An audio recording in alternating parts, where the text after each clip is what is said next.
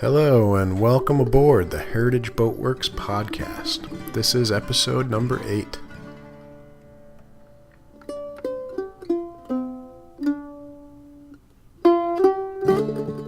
Thank you for coming back and joining me again on this episode 8. We're almost into double digits here. Lots of updates this month. I have a great interview for you. I toured Cape Cod Shipbuilding in Wareham, Massachusetts this month, and it was really a great tour. What a beautiful place that is, and I really got in behind the scenes there. It was really fun. I'll have some more on that later. First, let's take care of some business. If you could, please connect with me on Facebook or Twitter. You can find me there. My username is HeritageBW. And I know what you're all thinking out there. You're thinking to yourselves, wow, this is a really great podcast. And Jed seems like a really nice guy. I wonder what I can do to help support him.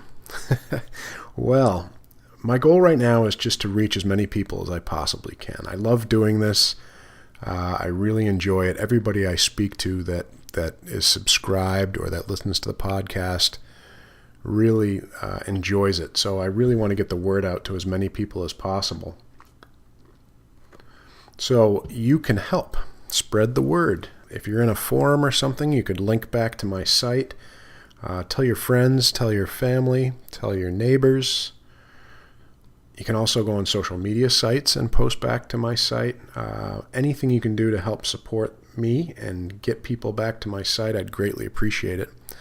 And that's all I'm going to ask of you right now. And I just want to make sure I reach as many people as I can that might be interested in this show. It's a lot of fun for me, and I think it's a lot of fun for you folks out there. I'm hoping anyway. So a couple updates for Heritage Boatworks. I went to the Catboat Association meeting down in Mystic, Connecticut. It was right at the beginning of February, actually. We had Heritage Boatworks had a table there with me and my daughter. My daughter was selling bracelets. You can read more about it if you go to my blog. I have a blog post about it. I think it's titled the Catboat Association Resource Show. Met some fantastic people. The catboat people they're just really friendly, kind, warm folks. Just love hanging out at the show, talking boats with people. It was really fun. I also lined up a number of interviews. I'll probably be getting to David Foynes at Fatty Knees. I have an interview lined up actually tomorrow with Bill Womack at Beetle Inc. And I spoke to Tony Davis at Aries Pond. Probably going to get into Aries Pond at some point this winter and interview him out at Aries Pond. Aries Pond itself has an enormous history. The Aries Pond Boatyard is builds some beautiful catboats down there, but that pond there has a great history as far as I believe the Pilgrims actually landed there at some point. But we'll get more details on that. Maybe actually facts as opposed to me just spouting things out. The user list continues to grow. It's very exciting. I am up about 230% since last month. The Catboat Association show had a little bit to do with that. I got a bunch of people to sign up there. But I continue to get folks coming in. It's great. It's very exciting to watch. I mean, this is where I gauge the interest is by subscribers. So if you're listening to this podcast, if you could go onto my website, it's heritageboatworks.com/contact. And just sign up. The only thing I'm going to send you is a monthly newsletter with some updates and an announcement of the podcast release. So no spam. I've said it before, I hate spam. I work in IT, and spam drives me crazy. So I'm certainly not going to spam anybody else. But the results from the amount of people that have been signing up each month is very encouraging to me and very exciting to watch. I love to have people on board and build a bit of a community here. So my plan maybe after a year or so on this site is probably to pursue some advertising revenue, and I need to really build my user base. That's my secondary reason for kind of wanting to get as many people as I can. not trying to make a living off this site, but it'd be nice to eventually be able to pay for keeping this site live, and maybe help support my building boats addiction. I'm definitely addicted, and I spend quite a bit of money on it, and it'd be nice if I could fund that with this site. So as time goes on and as my user base grows, I'll probably pursue a little bit of advertising revenue on the site and see if I can't get those things paid for. So a couple of updates on the website. One blog I wanted to direct your attention to is my recent blog. It's called Daddy, Why Do You Build Boats? My son asked me that question, and he was very satisfied with my answer when I said, because I like to. But I had so much more to say. There's so many reasons why I enjoy building boats and talking about boats and everything else. So go on to my site, click on the HBW blog, and that is the most recent blog. Again, it's called Daddy, Why Do You Build Boats? If you're a boat builder or a boat lover of any skill level, check out that blog and leave me your comments down below on what it is about boats that makes you crazy about them. I love to hear people's. I posted this question to the Duckworks forum, and I got a ton of answers, and just really interesting to hear why other people are crazy about boats. It was very eye-opening to me, and definitely some common threads among we boat folks. So leave me your comments there, and leave it to a 6-year-old child to pull out that thought-provoking question that really gets everything going. But I found it very therapeutic to actually write it all down. It was good for me. So why don't we move on to this month's podcast?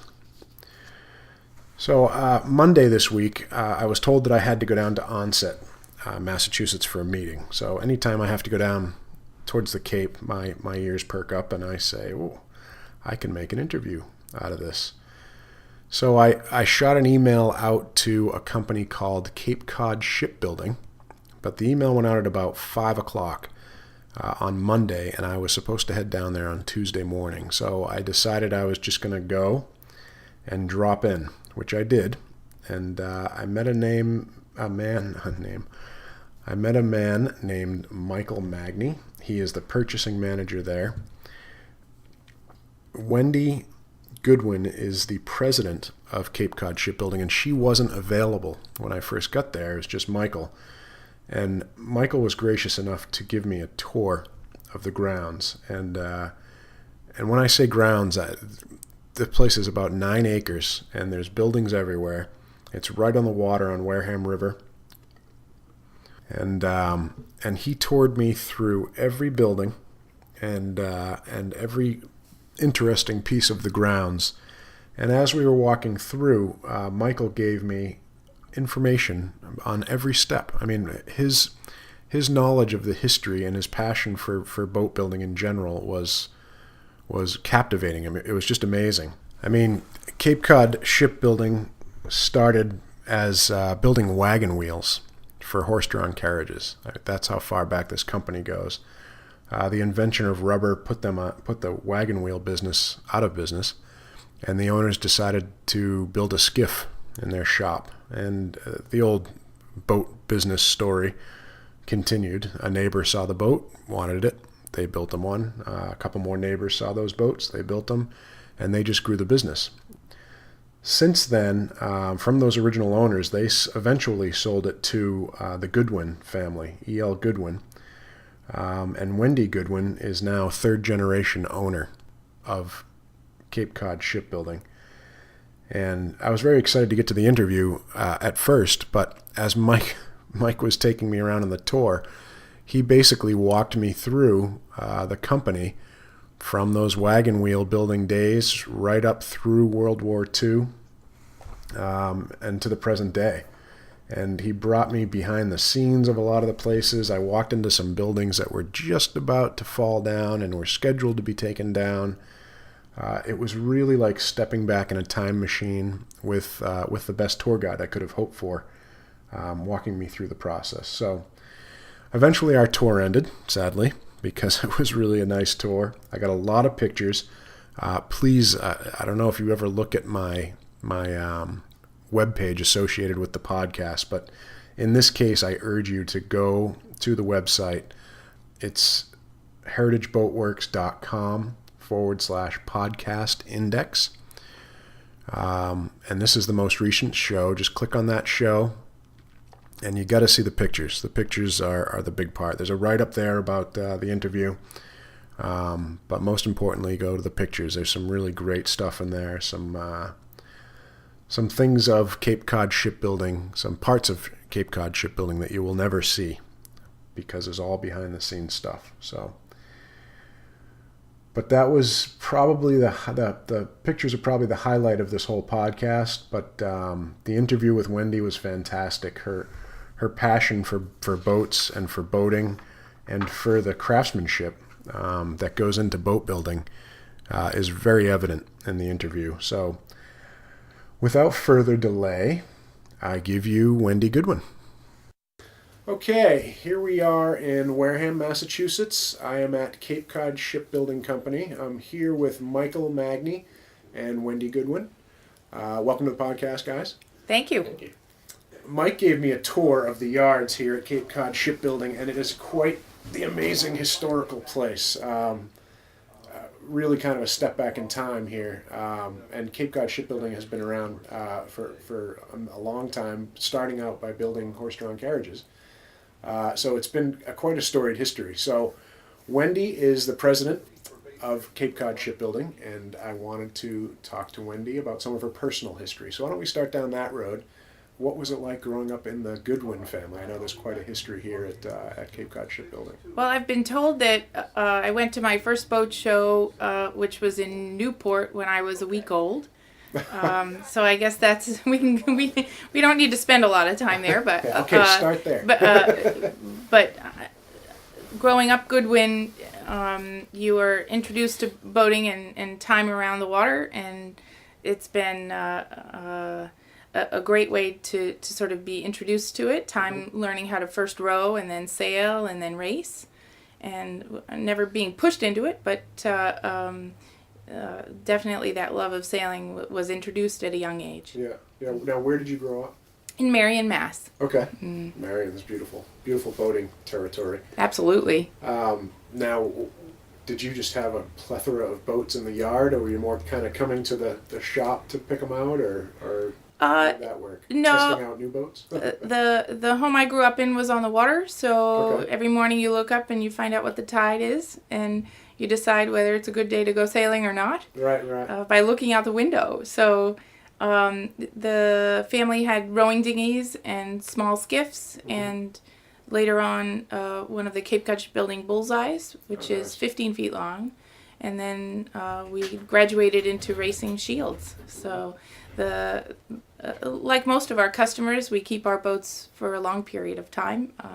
So those boats have been around for a while. Now, did you personally have a boat at some point that you were fond of, or were they all just family boats?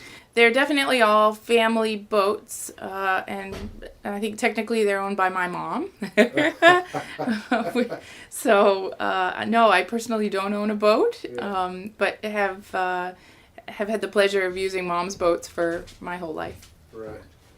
Now, how long have you been the president here at Cape Cod Shipbuilding? 2 years. 2 years. There was a year where Grandpa, Dad, and I were all here in the office together. And so to have that generation, 3 generations working together, we drove everybody in the office kind of a little crazy because we were each coming from our own points of view. But when I first started here, it was mainly just cleaning the office and bringing Grandpa back and forth to work. And he wanted to check the mail and go out to lunch, and then I'd bring him home. And that time spent looking back at it now was pretty special. Right, yeah absolutely. So you've been the president for 2 years. How long have you been so you worked here before that? Yes, absolutely. When I graduated from college, which had nothing to do with the boat business or even business. What was your degree in? Performing arts, actually, theater. but I wasn't pushed into the family business at all. It just, I was here during the summers to help out during a busy time. So when I graduated, I could sense that there was a space for me, and they were welcoming to me. I just knew I was needed, and so I transitioned into here. Dad didn't even give me a day. I literally took my cap and gown off and came to work here full time. Nice. And happy with it? Absolutely. Most definitely. I've been here 18 years. It's such a beautiful spot here in the water. Thank you. Okay, so why don't we move into, and like I say, the history of Cape Cod shipbuilding, you could write a book, you could write a series of books on it. So I don't want to go too deep into it, but why don't you give me kind of the Cliff Notes version of the history of Cape Cod shipbuilding? You got it. Well, there were two brothers with the last name Gurney who were wagon wheel manufacturers here in the center of Wareham, and they, on the side, built wooden skiffs because Wareham has a river running through it. Right. And so they built a skiff for themselves, and somebody looked at it and said, "Hey, I like that. Can I buy that?" And they said, "No, but we'll make you one just like it." Mm-hmm. And so the Gurney brothers were building boats here in the center of Wareham for starting in 1899.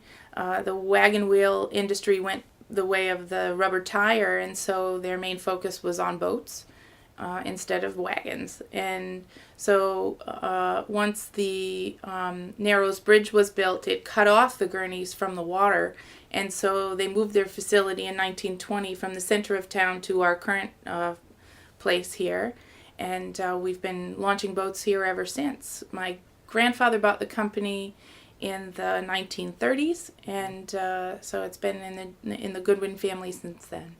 That's great. I have, just for the listeners out there, I have some photographs of some wagon wheels that Mike showed me out there. Do we have any idea of the date of those? I mean, the year was, that must have been way back in the beginning of the it company. Was definitely pre-1899. Wow. The neat thing about some of the buildings here is that they are older than when we moved here. Buildings were acquired elsewhere, disassembled, and then moved here. So right. Yeah, it's amazing. And like I said, just for the listeners out there, Mike and I were out there for about an hour, and I shot my camera battery dead worth of pictures. So a beautiful history out there. Once you were out in that center where you're surrounded by the buildings, I mean, it was literally a flashback in time with the mine channel underneath, the mine tracks underneath, and the tracks going out into the water. Absolutely beautiful. So make sure you go to the podcast page and see those photographs. It's gorgeous. Okay, so the progression from them building skiffs and moving to this location, how did the company then move through your family?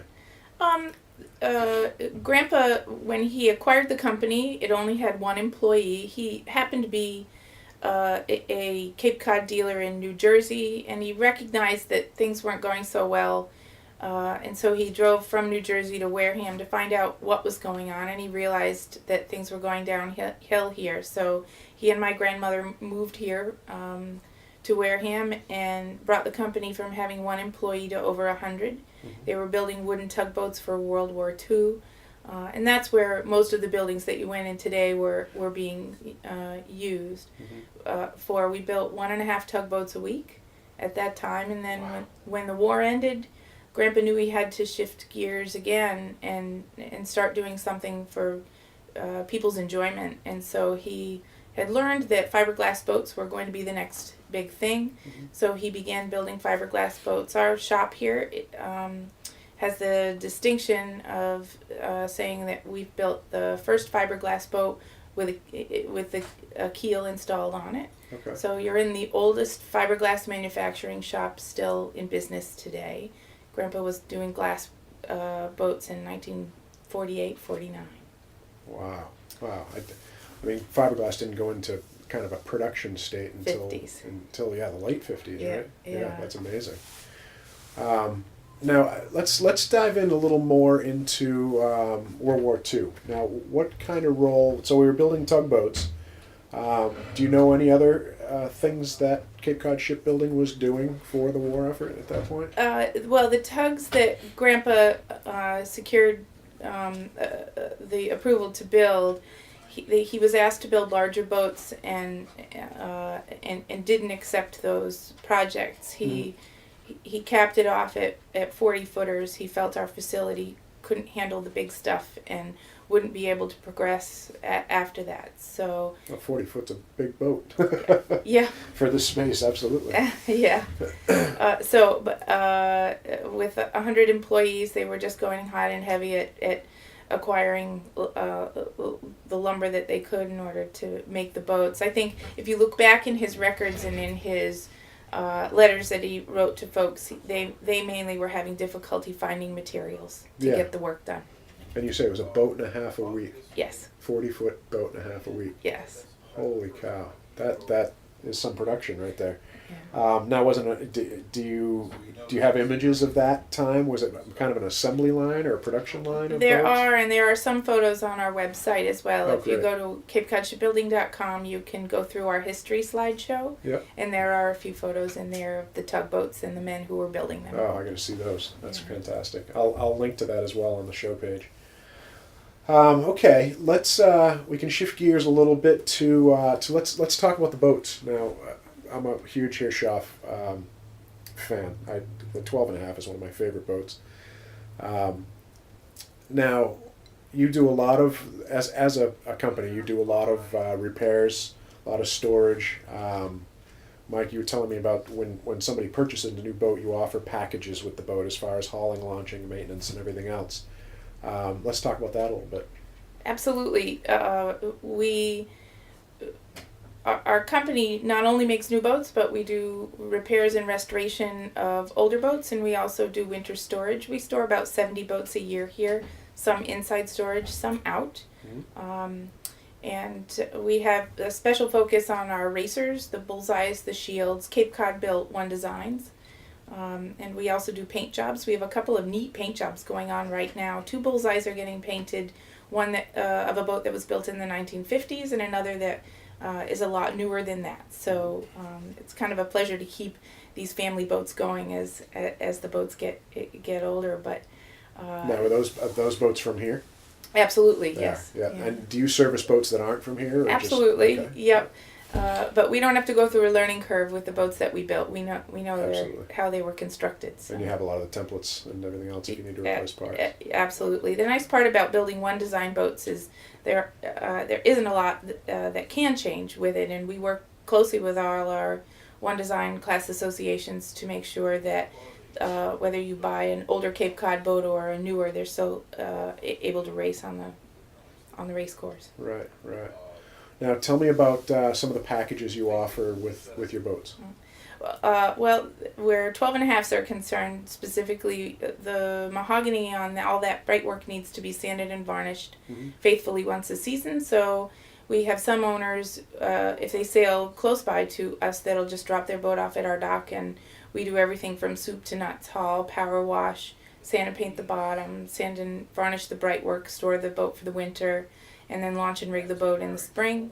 But we'll also, for those owners who don't sail in Marion or Wareham but still want to have the factory keep the boat in tip-top shape, a lot of our owners will trailer their boats to us, have us sand and varnish the bright work, sand and paint the bottom in the fall, and then they'll pick the boat up and bring it home, store it for the winter themselves, and that way when the tulips appear, they know they can get up and go sailing. Yeah. Yeah, I like that. Sounds really nice. Can you do that to my boat? I think we're all anxious for the tulips to come up. Oh, It's been a tough winter. Absolutely. We're supposed to get more snow this week, I think. Here's a personal question. What is your favorite boat that they make here?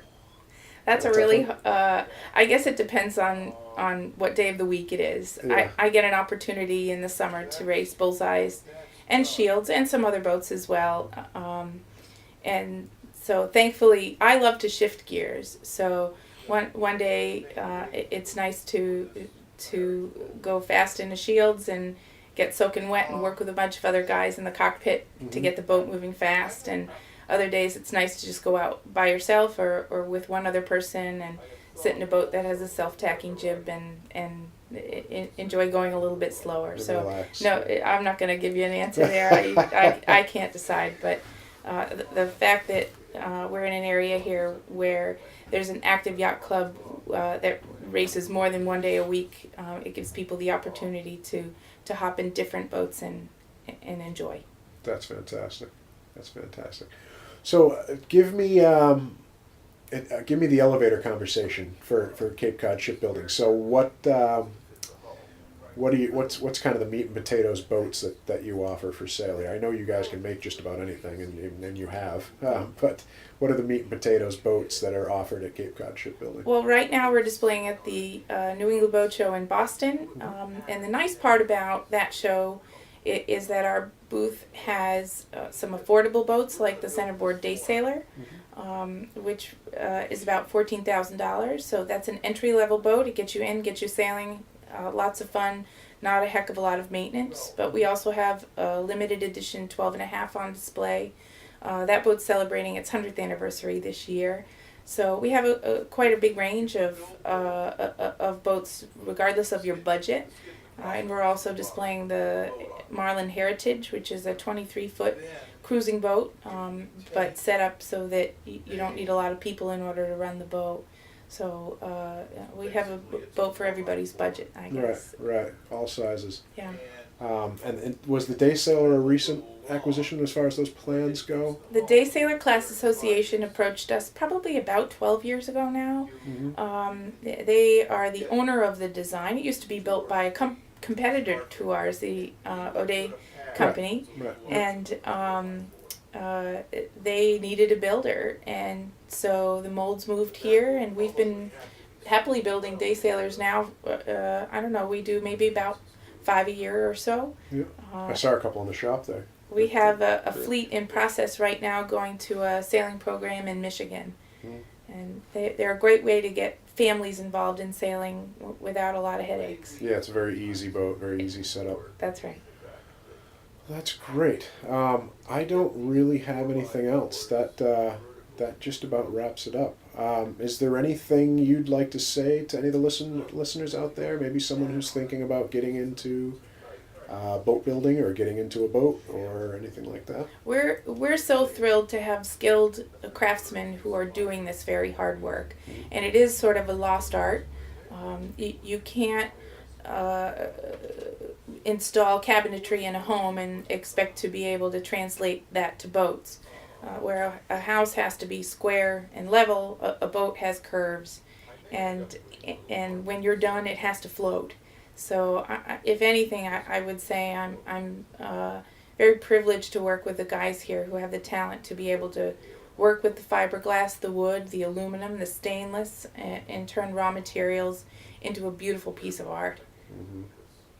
That is perfectly said, because that's kind of what I'm trying to do with Heritage Boatworks is kind of go out and capture that it is an art form. It absolutely is an art form, and these people are artists, and it is definitely what the essence of Heritage Boatworks and what I'm trying to capture. So, absolutely. Well, thank you both for your time, Mike. Thank you so much for that tour. That was outstanding. I felt I should have paid for that tour. You should charge admission for that. And thank you as well for your thoughts on this. This place has obviously got an enormous history. Just the acreage alone is triple what I've seen so far at a lot of the boat places. And I encourage folks to get out here and take a look around and take a look at some of the boats that are being built here. They're gorgeous. Come sailing on Buzzards Bay. You'll Absolutely. enjoy it. Yeah. Absolutely. That's one of my goals. Absolutely. I'll come out. Thank you for your time. Thank you. Well, that'll do it for another episode of the Heritage Boatworks Podcast. I want to thank you all for joining me. I love doing this. I'm hoping that in the summertime, when I'm on the Cape a little more, I can do this twice a month, which will be very exciting. For now, we'll just have to wait until next month. A thank you goes out to Michael and Wendy at Cape Cod Shipbuilding. If you want more information on their beautiful boats, a lot of Herrschaft designs, And I speak a lot about the history of the place and how beautiful it is, but we can't forget here that they're one of the premier boat builders in the country. So much so that the Kennedys bought a fleet of Herrschaft 12.5s from them. You can read more about that in the show notes. So again, please spread the word. Tell your friends, tell your family, hook up with me on Facebook and Twitter, username HeritageBW, and please sign up for my monthly newsletter. And until next month, I bid you fair winds.